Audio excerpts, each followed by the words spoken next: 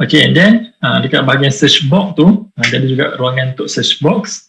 Okay, iaitu kalau kita ada banyak job-job sebelum ni kita dah pernah buat ke, ataupun masih dalam ongoing ke, masih dalam aktif dan sebagainya, active status dan sebagainya kan.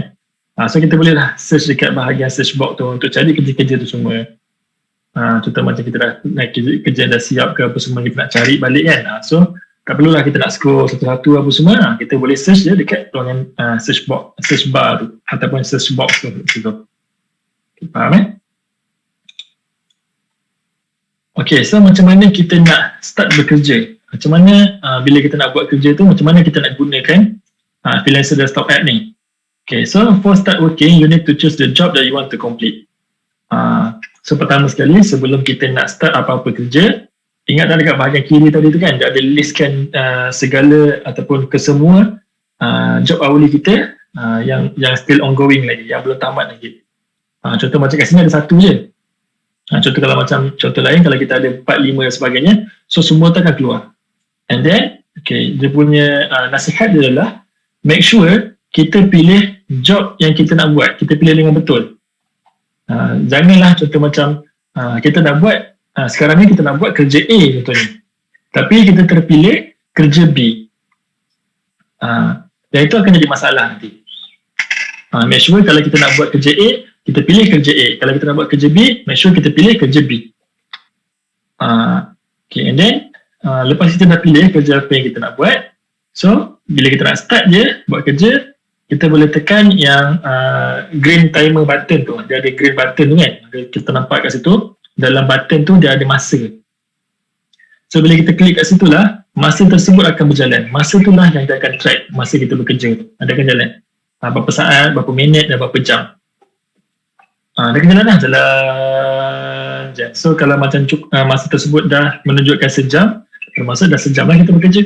Kalau 10 jam, dah 10 jam lah kita bekerja kat situ. Faham Okay, and then bila kita klik yang button warna hijau tu, dia ada dua benda yang berlaku sebenarnya. Yang pertama adalah masa tersebut, masa tadi kan, masa tu akan start berjalan, dia akan track kita punya masa. And then benda kedua yang berlaku adalah dia akan screenshot kita punya screen laptop ataupun screen komputer. Contohnya macam and then masa screenshot tu pula adalah random. Contoh macam kita tengah buat kerja kan, kita tengah buat kerja, okay, so dalam 5 minit dia screenshot contoh. Lepas tu mungkin seminit kemudian dia screenshot lagi, ataupun 10 minit kemudian dia screenshot. Dia tak ada timing yang spesifik, dia random. Dia boleh jadi cepat, dia boleh jadi lambat, supaya apa yang dia buat screenshot tu, supaya screenshot tersebut dibuat supaya dapat bagi dekat klien bukti. Dia jadikan bukti kita buat kerja tersebut. Contohnya tak nak lah contoh macam apa, kita run Freelancer Desktop app ni kan, sekali kita cakap kita nak buat kerja writing contohnya. Kita pun kalau buat kerja writing, kalau screenshot tu mestilah menunjukkan Microsoft Word tengah buat kerja sebagainya kan. Kita tak nak lah nanti kita tengah buat kerja tapi kita buka Facebook lah, buka YouTube lah dan sebagainya kan. So bila screenshot tu nanti dia akan screenshot gambar Facebook, dia akan screenshot gambar YouTube. So benda tu semua dia akan hantar dekat klien. So bila klien tengok, dia tengok apa ni Facebook, apa ni YouTube, so you sebenarnya buat kerja ke ataupun buat benda lain. So tu nanti akan jadi isu lah. So klien tu boleh mungkin bertamatkan kontrak, boleh tak nak bayar kita dan sebagainya. Sebab dia ada bukti tu, bukti yang mengatakan kita tak buat kerja, kita buat benda lain. Sebab tu lah bila kita dah run program, kita dah run apps ni, kita dah mula buat kerja. Contohnya kita nak rehat ke ataupun kita nak buat benda lain selain daripada kita punya kerja tu. Okay, make sure kita pause dulu. Green button ni kita boleh tekan balik untuk hentikan masa tu. Dia tak semestinya kita run je, lepas tu kita kena buat sampai kerja siap. Tak. Dia kalau kita nak jalan sekejap, nak berhenti sekejap boleh, tak ada masalah. Lepas tu jalan balik, berhenti balik, jalan balik, berhenti balik, terpulang pada kita. Contoh macam kita nak buat sejam ke, lepas tu rehat ke, ataupun nak buat seminit, tu rehat, seminit rehat, terpulang pada kita. So tapi make sure kalau kita nak rehat, kita nak buat benda lain dan sebagainya, make sure kita pause ataupun kita stop dulu masa tu. Supaya tak adalah nanti akan jadi isu yang kantor kita buka Facebook ke, kantor kita buka YouTube dan sebagainya. Okay, so faham And then disebabkan screenshot ni lah, yang tadi saya beritahu kan, kalau boleh kita nak buat kerja A, make sure kita pilih kerja A. Janganlah kita tersilap, kita nak buat kerja A tapi kita terpilih kerja B. Sebab dia nanti, bila screenshot tu lah, kita nak buat kerja A tapi kita pilih kerja B lain. So kita pun buatlah kerja A tu, kita sangka kita pilih kerja A, kita pun buat, sekali dia buat screenshot dia pun hantar dekat klien. So klien tengok, kerja apa yang you buat ni? Sebab kita tersalah pilih tu tadi. Mungkin kata kerja A tu writing, kerja B logo contohnya kan. So bila kita pilih A tu sepatutnya kita buat writing lah, tapi rupanya kita buat logo. So akan jadi masalah dekat situ. Dia akan jadi masalah sama macam Facebook dan juga YouTube tadi tu. Dia detect kita buat benda lain. Okay, faham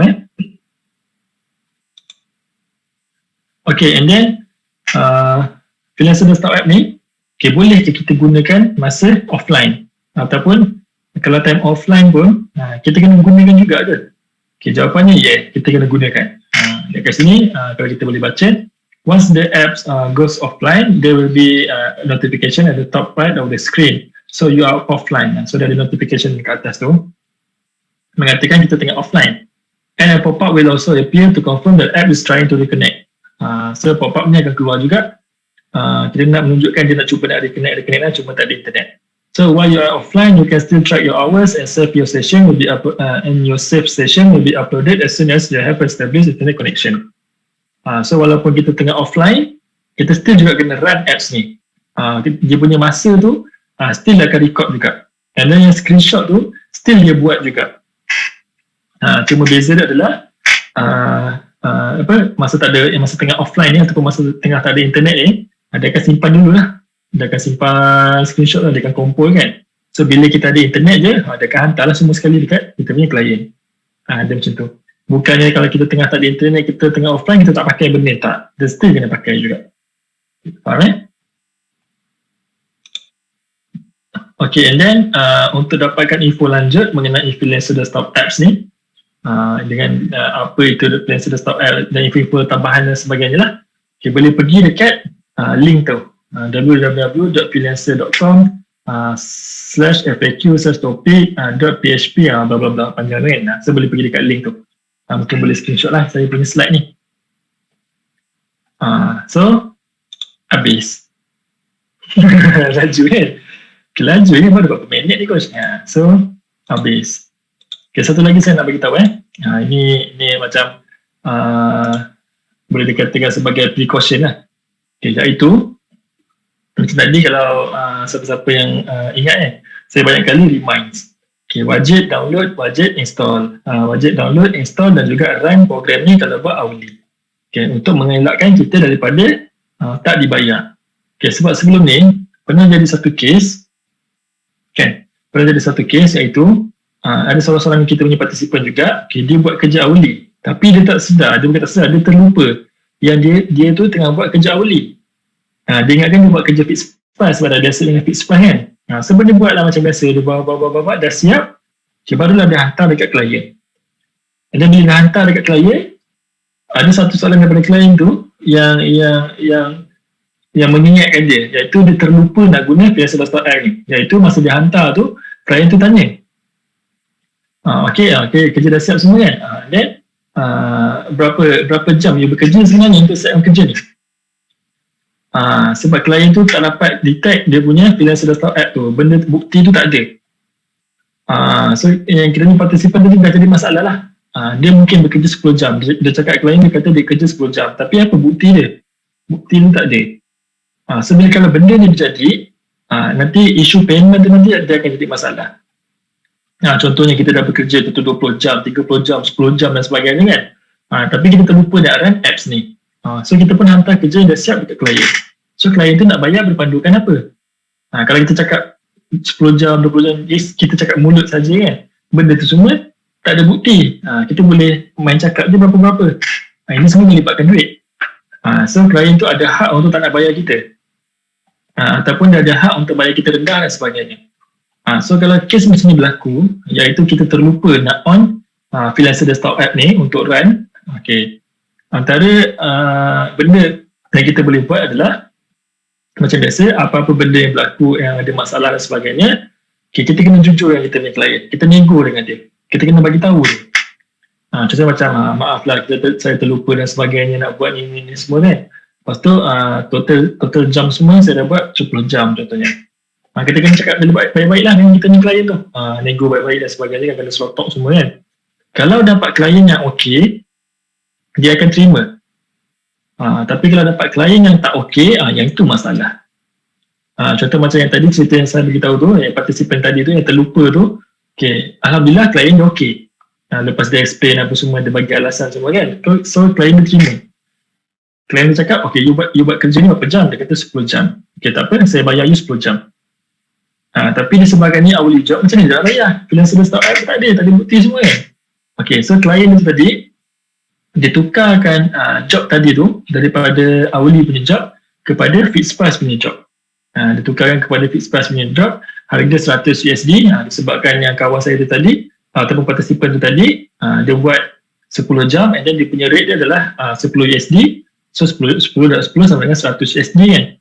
So dia tukarkan job hourly tadi kepada fixed price bernilai 100 USD. So dia tukar kepada fixed price tersebut, barulah dia boleh bayar yang duit tu tadi lah, baru dia boleh bayar. So dia tukar kepada fixed price. So yang kawan saya tu pun dapatlah, ataupun partisipan tu tadi pun dapatlah payment tersebut. Itu kalau klien yang okey. Tapi kalau klien yang tak okey, yang cerewet, dia kata, okey, apa bukti you? Jika you kerja 10 jam dan sebagainya, you tak ada bukti. So saya tak nak bayar apa semua kan. So kalau kita jumpa klien yang macam tu, okey, antara benda yang kita boleh buat adalah, nak tak nak, kita kena buat balik daripada awal. Kita kena buat balik kerja tersebut daripada awal, okey, sampailah siap, dengan menggunakan Freelancer Desktop App tu lah. Dengan track kita punya kerja tu dengan menggunakan Freelancer Desktop App tu. Nak tak nak memang kita kena buat. Kena buat balik daripada awal, kena record balik. So terpaksa lah kita ulang buat kerja 2 kali. Sebab kita kena buat macam tu, nak tak nak kita kena buat sebabnya kita nak dapatkan payment tu. Kita tak boleh nak marah ke apa semua sebab benda tu adalah salah kita. Salah kita. So faham sebab itulah pentingnya ataupun wajib kita kena gunakan Freelancer Desktop App ni kalau nak buat hourly punya job, supaya inilah cara dia untuk secure kita punya payment. Berapa banyak bayaran yang kita akan dapat. So dengan menggunakan Freelancer Desktop App je lah. Kalau tak, nanti klien tu pun tak tahu nak bayar kita berapa. Dia akan jadi isu mengenai pembayaran tu nanti. Okay, so faham So ada apa-apa soalan nak tanya? Pendek sangat ni lesson yang last ni. Apa ni coach kata 4 lesson semua 4 berat. Tapi 3 je berat yang pagi tadi kan. Dan ini macam ringan sangat je. Memanglah takkanlah saya nak bagi semua berat. Saya saja je bagi tahu semua berat. Kejap lagi kalau semua berat yang saya bagi betul-betul kan, so tegas pula kepala kan. Okay, so ada apa-apa soalan nak tanya mengenai Freelancer Desktop App ni? Mungkin dengar je pasal benda ni, mungkin ada yang fikirlah macam tak best lah kerja hourly punya projek ni. Baik fokus kepada fixed price ni kan. Fixed price senang, tak payah nak install benda-benda pelik-pelik ni. So kita boleh terus buat je fixed price kan. Kita pulang pada setiap individu tu, sebab kadang-kadang setengah orang dia lebih prefer fixed price punya job sebab dia tak nak terikat dengan apa-apa kontrak yang lama. Dia suka cari kerja-kerja yang simple, yang mudah, yang pantas, yang boleh disiapkan dengan cepat. So contohnya dia nak duit, dia cari kerja-kerja yang macam tu, yang cepat, yang mudah, yang sebagainya. So dia buat, dia siap, dia dapat payment, so dia boleh relax. And then kalau dia nak duit lagi, dia cari lagi. So fixed price dia boleh buat macam tu. Tapi untuk hourly punya job, kebiasaannya job dia adalah job masa panjang. Biasanya job hourly ni dia punya masa dia panjang, dia tak ada specific deadline, dia tak ada. Dia selagi kerja tersebut tak siap ataupun selagi kita tak dipecat buat kerja tersebut, maka kita akan terikat dengan kontrak tu. Faham tak? Kalau fixed price tak, kerja dah siap, so kontrak tamat. Tapi untuk hourly, selagi kontrak tersebut tak ditamatkan, maka kita kena bekerja lagi. Sebab itulah kadang-kadang setengah orang lebih prefer kepada fixed price. Tapi ada juga orang yang suka kepada hourly punya job. Sebab dia adalah bila dia dapat contohnya 2-3 hourly punya job yang jangka masa panjang, so dia ibarat macam dia dapat kerja tetap. So dia buat je, dia buat kerja dapat payment, dia buat je kerja dapat payment, dia buat je kerja dapat payment. Dah tak perlu dah nak pening-pening kepala nak cari kerja. Nak cari kerja, nak bid kerja, nak interview session dan sebagainya, dah tak perlu, dah tak payah pening-pening dah. Dia teruskan je kerja yang ada sekarang ni. Buat-buat, dia dapat payment, buat-buat dapat payment. Dia terpulang kepada individu tu. Ada yang suka kepada fixed price, ada suka yang kepada hourly punya job. Saya bagi contoh nanti saya rasa saya akan tunjukkan yang tadi saya beritahu kan, yang UniKL kan, UniKL punya lecturer kan. So yang kisah tadi, sambungan daripada kisah tadi yang saya beritahu, kita lepas dapat satu story daripada UniKL tu, kita ajar dia punya lecturer, dan saya beritahu ada seorang yang punya lecturer tu pun memang boleh tahan dia punya income dia. So lecturer tu dia fokus kepada hourly punya job. Dia jenis malas nak buat fixed price punya job ni, dia malas. Kalau nak tahu, dia punya job dia daripada awal dulu sampai sekarang, tak selesai ada 4 je. Okay, saya cari dia punya profile saya akan tunjukkan dia punya profile. Yang ini jenis yang suka suka kepada fixed price punya hourly punya job. Lecturer ni suka kepada hourly punya job. So dia fokus kepada jobnya sikit, tapi dia punya income dia banyak. Okay, dia ada juga dia punya anak murid dia. Ini bukan anak murid satu story lah, anak murid dia yang lain. Yang itu suka kepada fixed price punya job. Tapi saya lupa nama anak murid dia apa. Tapi saya tunjuk yang dia punya lecturer dulu lah. Yang anak murid dia tu memang, dia buat kerja memang banyak. Tak selesai berpuluh-puluh. Masa tahun 2017-2018 pun, pada tahun 2018 dah berpuluh job dia buat. Tapi job yang pendek-pendek lah, $50, $10 sebab dia belajar kan. So dia malas nak terikat satu kerja tu lama-lama. So dia nak cari duit, dia nak duit belanja, dia buat, dia dapat, lepas tu dia relax. Lepas tu dia ada masa free, dia buat lagi, lepas tu dia dapat, lepas tu dia relax. Tu anak murid dia. Tapi lecturer dia suka kepada hourly. Saya cari dia punya account. Okay, so ni ada soalan, just want to confirm, masa kerja ni selalunya klien set kan, including masa kerja as a VA, what time we shall work, follow ayat. Okay, so soalan ni, bagus soalan ni. Okay, untuk hourly punya kerja, dia ada masa yang disetkan oleh klien, ada masa yang kita tentukan sendiri bila kita nak bekerja. Dia ada beza Okay, sebagai contoh okay, kalau kita kerja sebagai VA, customer service dan sebagainya tu, okay, biasanya itu klien akan setkan bila masa kita kena bekerja. Dia macam lebih kurang kita masuk office lah, bila masa kita kena masuk office kan. Tapi ni kita masuk office secara virtual ni. Kalau kerja macam VA, customer service dan sebagainya tu, yang itu klien akan setkan bila masa untuk kita bekerja. Contohnya, daripada pukul 10 hingga pukul 1 pagi. Daripada Isnin sampai Jumaat contohnya. Itu klien akan setkan. Tapi, untuk kerja-kerja selain daripada kerja VA dan sebagainya, contoh macam kerja buat logo, buat website dan sebagainya, yang itu terpulang pada kita. Kita nak bekerja bila. Contoh kalau macam yang logo dan website tu pulang lah, kita nak buat kerja malam ke, ataupun kita nak buat pagi sikit ke, tengah hari sikit ke, petang sikit ke, malam sikit ke, itu pulang pada kita. Faham dia ada jenis-jenis kerja dia. Ada kerja yang disetkan oleh klien, ada kerja yang terpulang pada kita nak buat bila. Okay, faham tak Cik Adam?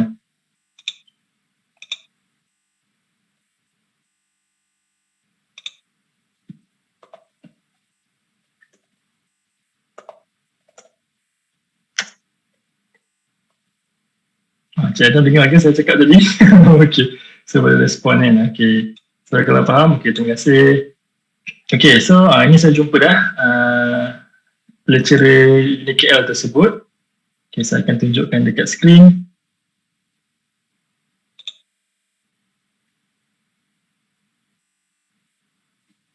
Tapi anak murid tu lah, anak murid dia saya lupa nama dia apa. Sebab pada tahun 2019 kan, kita 2019 kan, saya beritahu sebelum ni kan, kita slow down sikit kan.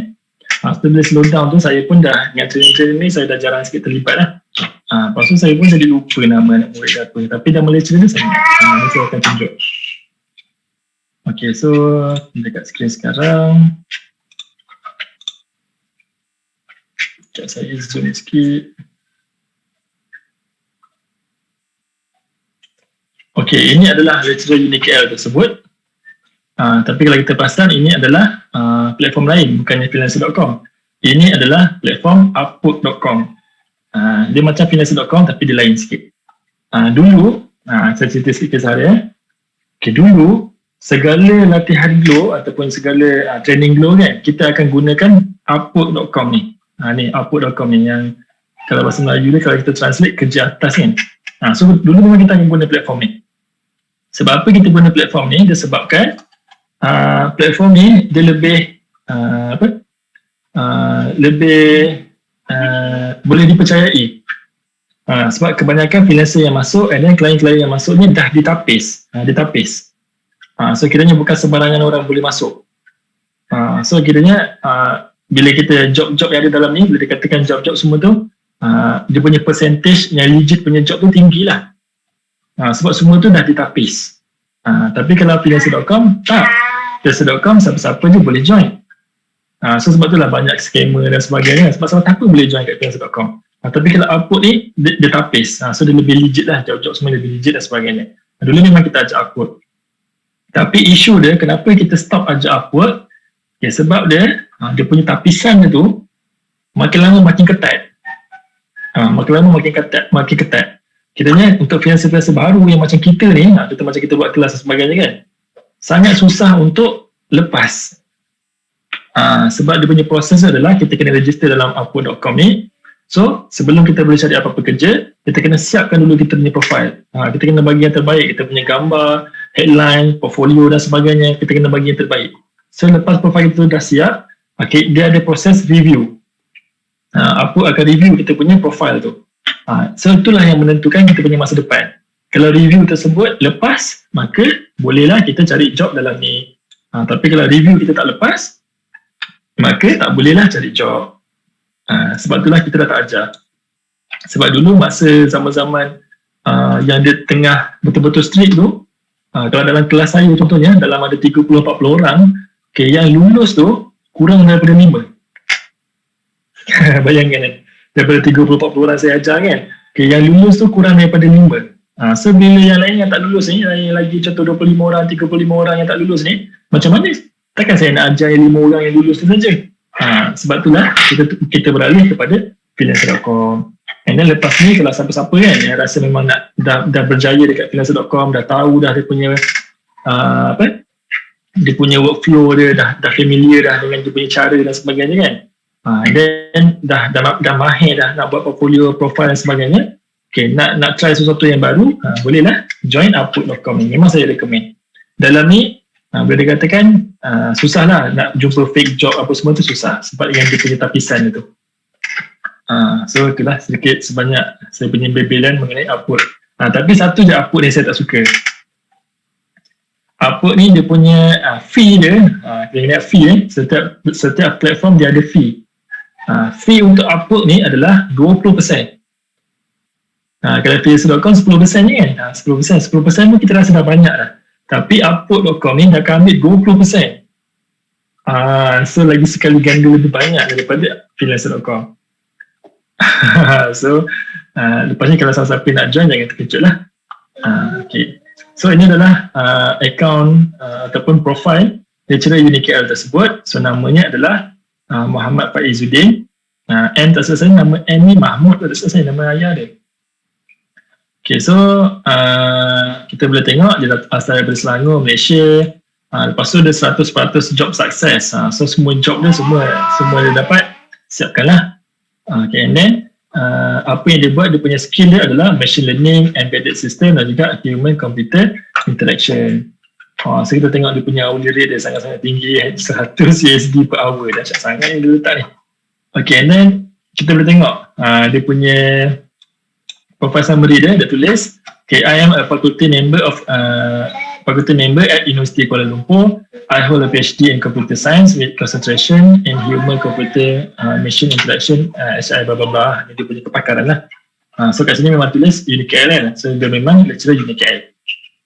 Okay, tapi kita tak tengok lah benda tu semua. Apa yang kita nak tengok adalah berapa dia punya income, iaitu bahagian kiri ni, dan juga berapa job dia buat. So contoh kat sini, saya beritahu kan, yang dia lebih suka kepada hourly punya job. So kita tengok keseluruhan job dia daripada mula-mula dia join dulu, masa mula-mula kita ajar dia dulu, sampai sekarang ni. Dah lama tu, dah berapa tahun, kita tengok berapa bila dia join. Mana dia punya masa dia join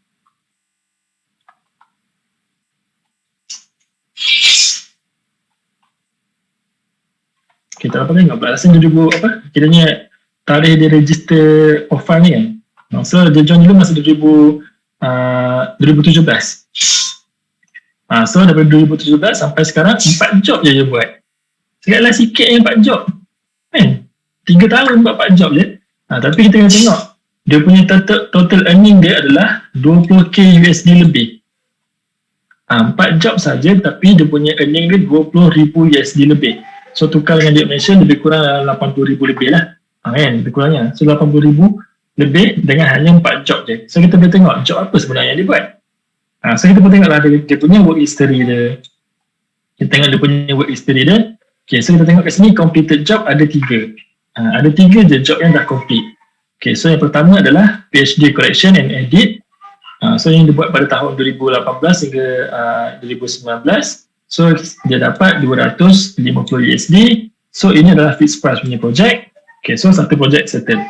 So dapat 250 USD. Okay lah kan, dalam RM1,000 kan. So kita tengok lagi ke bawah. Okay, dia ada satu lagi job iaitu Arduino. Okay, so bila dia buat dan sebagainya, so dia dapat lagi 250 USD. So ini pun adalah fixed price punya projek. So okay lah dalam RM1,000 lagi kan. And then kita tengok lagi job yang seterusnya adalah dia buat effect synthesis. Okay, so ini adalah job hourly. Sebab kita tengok dia punya harga dia adalah 20 USD per hour. So dia buat 7 jam. So apa yang dia dapat adalah 136.67 USD. So 3 jobnya saja. Tapi kalau kita totalkan semua 250 USD tambah 250 USD baru 500 USD kan. Tambah lagi 136 USD baru 336 USD. Baru 636 USD. Mana 20k USD dia tu? Dari mana dia 20k USD baru berapa USD? Apa ni tipu ke apa? Okay, tapi itu tak pasal.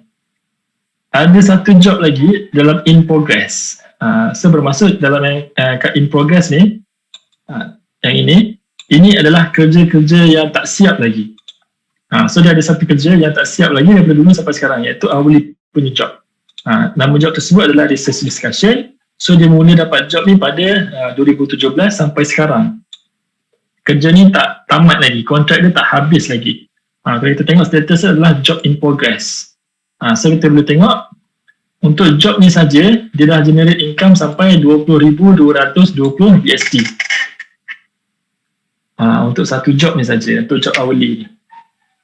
So total dia dah bekerja dalam 1,011 hours lah. Sebab itulah saya cakap kalau best yang dapat hourly job ni, contoh macam ni lah, dapat satu yang besar macam ni, dah tak payah cari kerja lain lah, fokus buat kerja tu je, tak payah pening-pening nak bid, nak interview dan sebagainya. Tak perlu pun, dapat satu job ataupun 2-3 job yang besar macam ni, sudah boleh relax. Sama juga macam Kak Mning tu, ataupun Asyik Ali kita misalnya story tu kan. So kebanyakan job dia masa awal-awal dulu macam VA dan sebagainya adalah hourly punya job.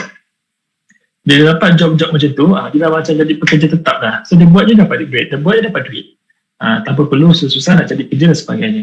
Itu yang best dia kalau kita fokus kepada hourly job. Tapi kalau kita fokus kepada fixed price job pun best juga. Macam tadilah, kisah dia punya student dia. Iaitu nak cari kerja-kerja yang pendek-pendek, malas nak terikat panjang-panjang kan. Contoh macam ni, terikat panjang ni berapa tahun terikat ni. Contoh macam nak terikat pendek-pendek je. Ataupun nak cari duit instant je. Nak buat duit, nak dapat, lepas tu nak relax. So boleh fokus kepada fixed price. Dia ada pro dengan cost dia untuk setiap jenis kerja tu. So faham itulah saya lupa lah dia punya nama apa, nama student dia. Saya jumpa lecturer ni je. Okay, so ada apa-apa soalan nak tanya ke? So maka habislah kita punya sesi pada hari ni, mengenai fixed price, hourly semua kan. Ada soalan lagi nak tanya? Adakah semua dah faham ni?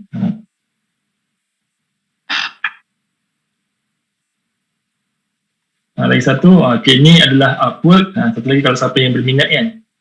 Okay, so untuk Upwork ni antara yang biasanya tadi tu lah, iaitu klien dan juga freelancer ni database. So kita akan dapat job yang lebih legit, yang genuine, susah nak jumpa scammer lah. Okay, and then persaingan dalam ni pun kurang. Compare dengan freelancer.com, persaingan dalam ni kurang. Contoh macam tak perlulah kita nak bersaing dengan ramai sangat freelancer dan sebagainya kan. So kurang sikit lah persaingan kat sini. Cuma yang tak best dia adalah yang dia ambil 20% fee, 20% dia punya fee dulu dia ambil, and then yang tak best lagi adalah yang dia punya proses nak join tu susah. Dia punya filtering proses tu kan susah. Susah untuk kita lepas. Okay, itu satu lagi. And then yang seterusnya